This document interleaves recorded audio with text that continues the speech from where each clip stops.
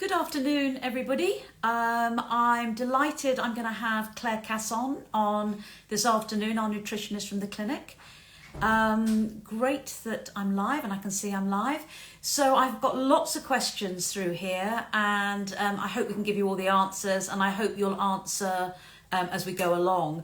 We're going to try and focus today on PCOS because it is PCOS Awareness Month. But we'll also sort of cover questions about IVF, etc. as well.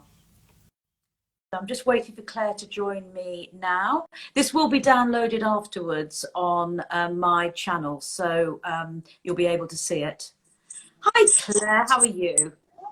Hi, I'm very good, thank you. I don't, I don't feel I've spoken to you for so long. I know it's got ages, doesn't it? I know Well, it is it is ages, and I still love the perfection of all of those glass bottles on your shelf. I envy that because I daren't open my cupboard. It's such a mess, but never mind. We're all different, aren't we? So I've got lots of questions through. We're going to focus a lot on PCOS today because it is PCOS Awareness Month, and we'll answer them as we go along as well. But I think it's interesting. It was quite sort of depressing yesterday hearing the news about COVID and more restrictions, etc. But I mean, I think the one thing it does give women a chance to do is to prepare. For their IVF, they've got time and they don't feel they've got to rush into it. And I know that's very much what you believe and we believe in at the Zeta West Clinic. And again, with nutrition, we offer it as part of our package because the philosophy throughout is that it's the foundation, isn't it, for healthy eggs and healthy sperm. Yeah. Yeah. So maybe you could sort of start to talk, Claire, a little bit about PCOS and nutritional requirements, etc. Sure. Well, PCOS is one quite common cause of difficulty getting pregnant. In general, ovulatory infertility problems account for about 25%, okay, of problems getting pregnant. So that's quite high, and about 10% of those are actually diagnosed PCOS. And PCOS really stands for polycystic ovarian syndrome, where you get a lot of eggs coming forward and developing, but you don't ever get one that actually matures and ovulates. And this is to do with a hormonal imbalance and excess of androgens. So we normally think of androgens as being male hormones, but of course women have them as well. It's just a different balance in men and women. And PCOS is essentially a problem of androgen excess. And there's two main things underlying that, one of which often gets forgotten about. One of those is to do with insulin resistance, where the insulin in your your cells don't really respond to insulin. That means you get a buildup of blood sugar, so your body produces more insulin to try and bring your blood sugar levels back down to normal. But that extra insulin has knock-on effects, and it makes your ovaries produce imbalances the hormones in the ovaries, and then you don't ovulate. But the other cause of excess androgens, the other place where androgens can be produced, is in your adrenal glands. So it can be a response to stress as well, and completely forgotten about. So it's really important to look at those. So it's looking at lifestyle alongside nutrition, and exercise is very, very good for women with PCOS. I mean, can you talk a little bit as well, because some of the questions that have come through are about lean PCOS and women that are overweight, and they don't typically look like they've got PCOS, do they? That lean PCOS is very often this stress-driven PCOS, right? Okay. Where it's not. It's more to do with the overproduction of these androgens in the adrenal glands, but those lean women. The two things are interrelated because those stress hormones also make your cells less responsive to insulin. So even with women who are lean, sometimes they can find that they start to put on weight. They've never had a problem, they haven't changed anything, but they're starting to put on weight. So I think for women with the lean PCOS, you know, for both actually, you know, it's quite interesting because there's a lot in common in the way, you know, the things that you need to change. Women who have the lean PCOS, where it's probably more driven by their adrenal glands, still need to have a low GL diet. Yeah. And what that is a diet which isn't too carbohydrate heavy, because it's very important to keep your blood sugar levels stable. Okay. If your blood sugar drops, okay, what happens is your body releases stress hormones to turn on your emergency fuel supplies.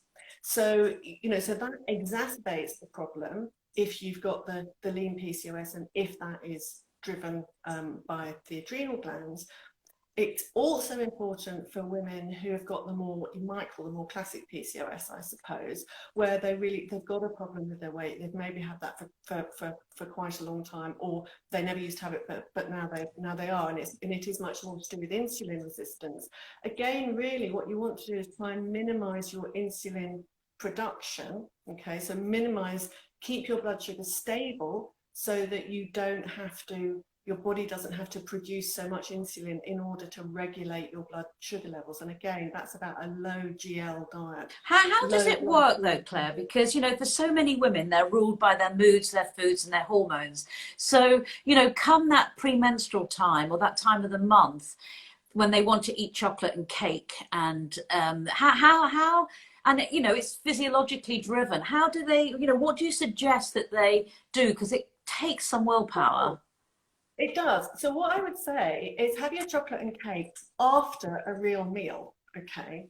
Because the protein in a meal, the fiber in the vegetables and in healthy carbohydrates and the healthy fats in the meal will all help to slow down the rate at which the glucose is absorbed from the meal. So that helps to make your blood sugar go up more gradually rather than going up like this. So that's a good trick. You know, it's not about you can't have it at all. Yeah. Just make sure that you have those treats after a main meal. And actually, chocolate is quite a good choice because it's got a lot of fat in it. So that again helps to. So the chocolate is relatively, you know, as sweet treats go, it's relatively, you know, its impact on your blood sugar is relatively, is not as good as like something, you know, a bag of boiled. But that is good. That is good chocolate, dark chocolate, good chocolate. Yeah. But again, it's about portion size as well with everything, isn't it? You know, don't eat the whole bar. A little nibble, you know, a square or two is going to be absolutely fine, isn't it? But also, Claire, am I right? Teeny little bars as well, and they're really good because then you can have a whole bar, but it's really only two, you know, a couple of squares, but they're about, I don't know, 25 grams or something like that. Oh, fantastic! Where'd you get those from? You can get them in the supermarket. They come packaged up. Oh, right. Okay. You can get them, and you can buy them online. They're like the ones that if you get a coffee, you know, they sometimes give you a little wrapped up piece of chocolate with it. You can buy those online as well. Oh, fantastic. But you still got to take one out of the box. You can't just keep, you know, taking. Yeah, I know, and that's the hard thing. The other thing is, the thyroid comes into this as well, doesn't it? A lot of women with PCOS, or a lot of women for fertility, I'm always amazed at the young women that come through our clinic that have got thyroid issues.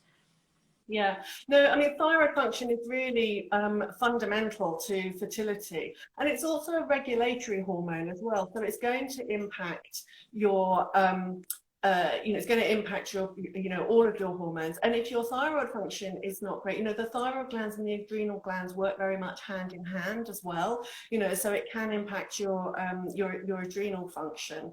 And one of the, you know, the first thing to look at, if you know, obviously you need to get a test done. So your GP, you know, should be willing to do that. If GPs aren't willing to do it, or if they won't do you know, a full test, you know, that's always something that we do through the clinic.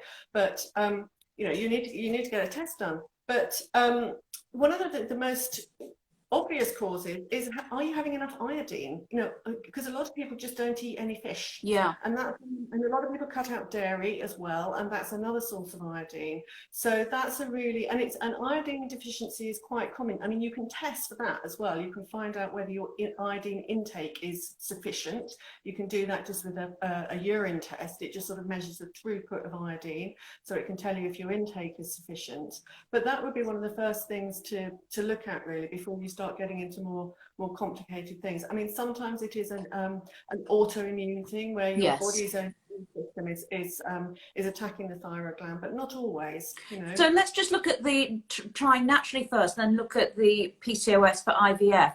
So what's hard when you're trying naturally is very often your cycle is irregular, isn't it? So you have less opportunities to have sex and to get pregnant. So I think that women sometimes don't want to go down a medical route, but I think it's important to have the medical route alongside with the lifestyle and the than the nutrition. And so common deficiencies for PCOS are low vitamin D levels, low iodine levels, and there are nutrients and foods that can help regulate a cycle, aren't there? Yeah, I mean, you mentioned vitamin D. Vitamin D really, really important, and especially this time of year as we're going into autumn and into winter. Yeah, it's really it's really unusual. We test just about everybody who comes to the clinic, and in the winter, unless somebody's already taking a supplement, it's really unusual for their level to be high enough, really. yeah. You don't want it to be just, you know, just within the normal range. You want it to be, you know, well within the healthy range. Yeah. And it's so, you know, I'd recommend getting that tested. You can get tests online. You know, as I said, we always test people through the clinic. You know, if your GP won't do it, you can't get to the GP in the current situation. And in the absence of that, you know, have a chat with your pharmacist, and you know, and ask them whether you could just take a vitamin D supplement anyway. Yeah. You know, I think it's often a really good idea. And then, you know, other hormones that are really important for just for hormone regulation in general. I always think, you know, zinc and B6, right? They're always a good combination if you're thinking about what might help, you know. So you know, you want to be looking at your whole foods, your whole grains, your lentils, your beans, your chickpeas, your nuts and seeds, things like that, including those good whole foods on a regular basis. And then, you know, protein sources as well. Because those two are also involved in energy metabolism. So, you know, you get a lot in muscle. So fish and chicken, you know, turkey, those kind of things. And obviously, if you're a vegetarian or vegan, then those other sources, such as the nuts and the seeds and the legumes and so on. You know, I mean, with those who, and actually, you know, the omega-3s as well are also really important for hormonal regulation. So again, that brings us to the fish. So a couple of portions of oily fish a week, not more than that, because it's a balance between getting the omega-3s and not getting too much of the toxins that can come along with them. So, you know, I very often recommend that clients, you know, take a omega-3 supplement as well, because it's quite hard really to get enough from your diet. But very important. Yeah, because I, you know, the other deficiency that many women with PCOS have is lack of progesterone, so they're not ovulating if their cycles are irregular. So it's important to sort of like check up on that as well, isn't it? So I know you know, at the clinic, if you're on metformin, which is a medication you take, a lot of women are, but I like women to go on inositol because I think that really can help as well, and vitamin D and omega-3, especially those lean, the lean PCOSs, because if they are stressed, and the adrenals need extra vitamin C, don't they, and a lot of B vitamins to keep them going.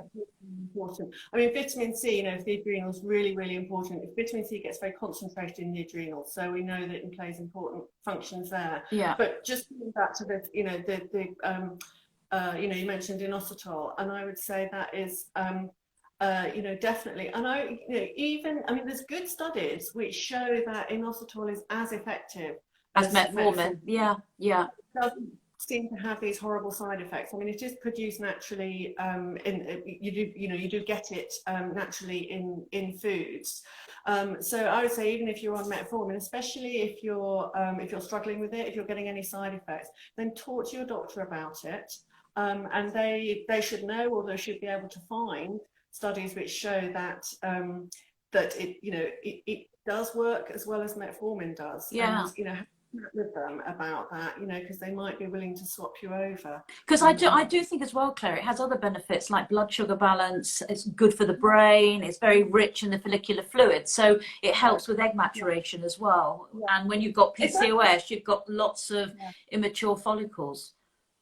Yeah, and that's one of the things that we know is that the best quality eggs and the mature best quality eggs come from follicles that have got lots of inositol in them. Yeah. So it is really important with that. And and there are good studies showing that, especially for women with PCOS, that the inositol does improve the egg quality. And also, I mean, I wouldn't say the evidence is as strong for women who don't have PCOS, but there is evidence that I would say increasing reason for taking inositol even if you don't have PCOS actually. Yeah, I put a lot of older women on it at the clinic that are going through. But I think it's difficult as well, because you and I know, and I really believe, and I know the clinic has this ethos as well, that nutrition lays the foundations down, and you've got to sort of do it over a 4 to 6 week period or longer to build things up. So if we're looking now at the women with PCOS going through IVF, what is your advice to them? Then I'll move on to the questions. What should they be doing to prepare? Well, I think, very much the same kind of things really, is keeping your blood sugar balanced. Yeah. Well balanced is a really fundamental thing, because, we know that if you've got your blood sugar, a high insulin, high sugar environment with extra stress hormones being released is not good for egg quality, And so I would say, definitely really recommend that, and if you're not taking inositol, then, talk to your doctor about taking inositol if you're already on metformin, and it's definitely one to, definitely a supplement to consider. And there are other supplements, when women are preparing for, not necessarily IVF, but might be having some other form of assisted fertility, ovulation induction or something. There are other supplements as well, which can actually help with the egg quality, and may actually help with improve your chances of a successful outcome. I mean, that's happening with an individual, and whether that is Claire, that's it, yeah. Is hormonally driven, or whether it's primarily driven by the insulin resistance. So in terms of supplements, that is quite an individual thing, but that low GL diet, keeping your blood sugar really well balanced, as you said, lots of the B vitamins, plenty of zinc, your omega-3s, nutrient dense, nutritious diet, mostly real food, cooked from fresh ingredients, to maximize your nutrient intake is a really important starting point. Because one of the questions I've got here, which when you can't resist them, have the little treats after a meal, not between meals. Okay. And also not having snacks as well. I don't believe in... Oh, I've lost you, Zita. Can you hear me now? Claire, you still there? I don't know what's happening here. You look absolutely fine to me. I don't know if you've lost me as well, but I've completely lost you. I don't know what to do about this, Claire, because I can hear you and I can see you. Can everybody else hear both of us? If you can just let us know, that would be good. Have we gone on frozen, I wonder?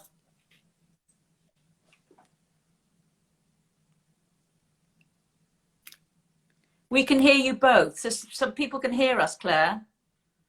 Oh, okay. I can't hear Zita. You say you can hear both, but I can't hear Zita at all. Have you got your sound up and everything, Zita? Claire? Have you got your sound up?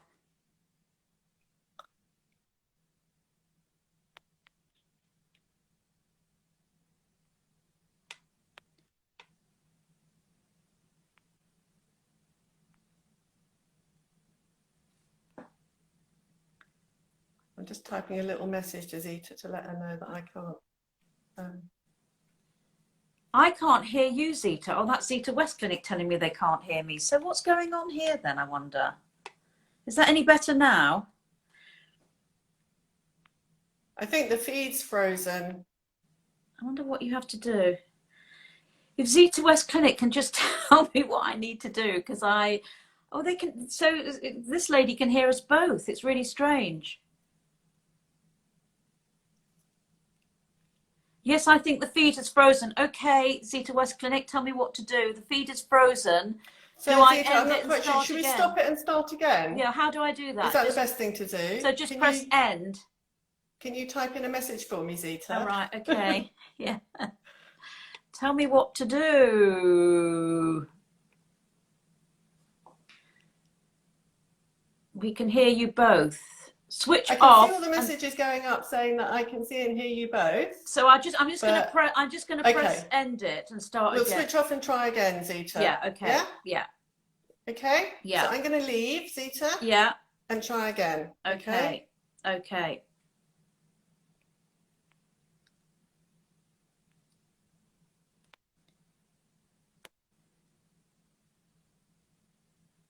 I'm just going to tell her that I'm doing that because I don't know if she can tell me if she can see. Any good? Let's stop and start again. Okay, so Zeta West Clinic has left. Do I just press the end then? Then I hope to save the video if I can do this. Will I be saving the video? Send request. Okay, let's do this. Go live. I'm so sorry about this, folks. That was going very well, I thought. Hang on, we're connecting. Is that better? Yeah, I can't see you now, but I can hear you. Yeah. All right, okay. Yeah. It's better than nothing. So Claire, going back to the PCOSs, one of the questions that I've got with fertility and doing IVF is about protein. Because, you know, what we do know is when you've got PCOS and you're going through IVF, you're at more risk of hyperstimulation if your AMH is high, and you're at more risk of having lots of immature eggs, so that won't go on to fertilize and make an embryo. So what about protein for these women? Yeah, I mean, well, we do recommend a higher protein intake because we know that that's involved in the process of maturing eggs. Yeah. Okay. So generally speaking, I mean, the sort of standard recommendation for protein intake is about 0.8 kilograms of protein per kilo of lean body weight. Right? What does that mean in chicken or fish? In practice, is going to be about probably 2 small portions of protein a day. So that might be a small chicken breast and, you know, maybe some prawns with your salad at lunchtime, or some lentils, beans, chickpeas, that kind of thing. Okay. We recommend that you have quite a lot more than that. Okay. And the important thing is protein at every meal anyway, in order to help with the blood sugar balancing. So breakfast is often a big challenge there. Eggs, fantastic source of protein at breakfast, or some of the higher protein yogurts. Look for, you want a plain natural yogurt, look for about 10 grams of protein per 100 grams, and then a small pot of that will have almost as much protein as 3 eggs. You can have that with some berries and some nuts and seeds. Now, if you don't eat dairy and you don't eat eggs, then, you know, peanut butter on a piece of whole grain toast, you know, that's got a good amount of protein. You want a peanut butter with no added sugar. You could use a different nut butter, almond butter, cashew butter. What about vegans? Well, I mean, you could do the nut butter. You could do the nut butter. I mean, it is more challenging if you're a vegan, especially to get protein in at breakfast, because although you can have things like a coconut-based yogurt, they don't have the same amount of protein in them. But you could have some kind of muesli with a lot of nuts and seeds added to it. That would be another thing that you could do. Occasionally, we recommend something like a protein powder at breakfast if somebody's really struggling. But I tend to try and, explore other ways with people of getting protein in from real food, because then you get all the other nutrients that come with it, not just the protein. But there can be a solution for some people. And then actually, when people are going through IVF and are having their stimulation, we do normally recommend a protein powder at that stage, because we really want to ramp up the protein. Yeah, and I think that this is what this is what is difficult about IVF, isn't it? It's not a natural process. And so, you know, when you're trying naturally, you're just producing one egg. But when you're going through IVF, you want to get a good crop of eggs, don't you? That are not just there, but they've got to be mature and they've got to be healthy. Yeah, I mean, another thing that we know is important is beta carotene. That gets concentrated in the follicle. So a follicle, after an egg is ovulated, it's got a kind of golden color inside to it, and that's because of the beta carotene. So you're looking there.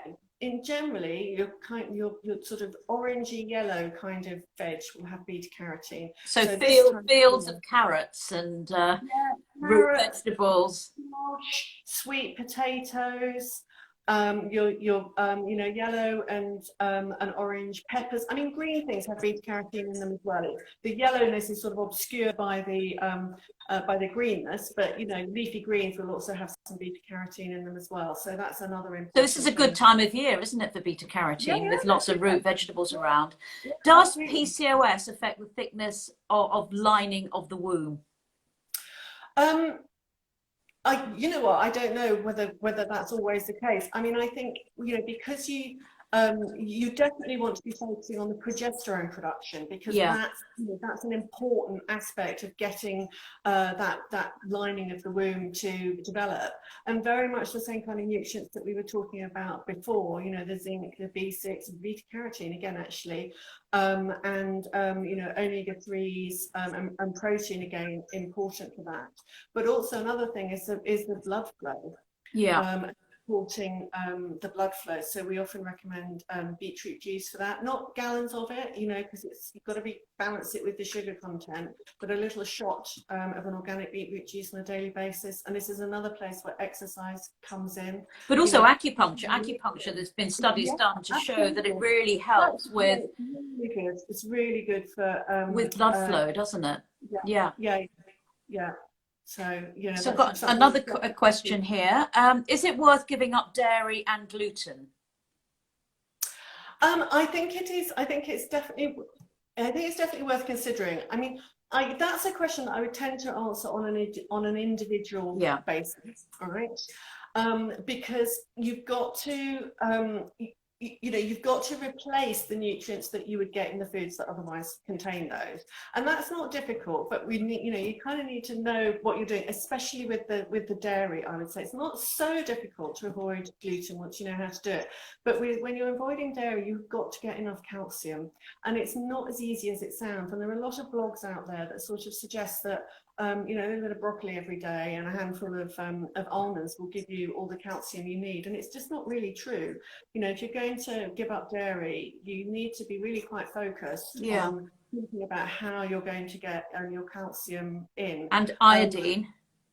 Yeah, absolutely, iodine as well. Yeah, you know, and especially if you're giving up dairy because you're a vegan, so you're not going to be having fish. You know, you've really got to think about where these nutrients are going to come from as an alternative, so you make sure that you are getting enough. You know? Yeah. Okay. Is there a diet for high natural killer cells? So natural killer cells are part of the immune system, and some women with autoimmune disorders do have higher natural killer cells. So, I mean, I think what you look at doing is looking at inflammation, don't you? Because anybody that's got autoimmune disorders is going to have an inflammatory process going on in the body. Yeah, that's right. So we always recommend an anti-inflammatory diet. I mean, one of the key things for that, I mean, there's quite a lot of aspects to it. How much time have we got? Oh, we're nearly out of time. I know. So I'll just say quickly. We can stay for another few minutes because we got stuck, didn't we? Yeah. There's quite a lot to it, but you know, the important thing really, one of the most important things is cutting out that added sugars as much as you can. That's one thing that can really drive inflammation. And another really important aspect of an anti-inflammatory diet, I mean, lots of variety in colour, all the things we normally talk about, but there's omega-3s again, and the balance between your omega-3 intake and your omega-6 intake. So, and it's difficult to get that balance right without some extra omega-3. So again, I would often recommend an omega-3 supplement. And if you're a vegan and you don't want to take fish oil, there's algae, is there? Yeah. Yeah, there's some Yeah. good algae-based supplements out there now that have got nice, much higher doses than they used to have. I mean, flaxseed oil is not really a good alternative because it's the wrong form of omega-3, really. Your body can convert it, but it's really inefficient. So you don't actually end up with much of the right form of omega-3 if you I didn't start know off. that, Claire. Yeah. Yeah. So I mean, Yeah.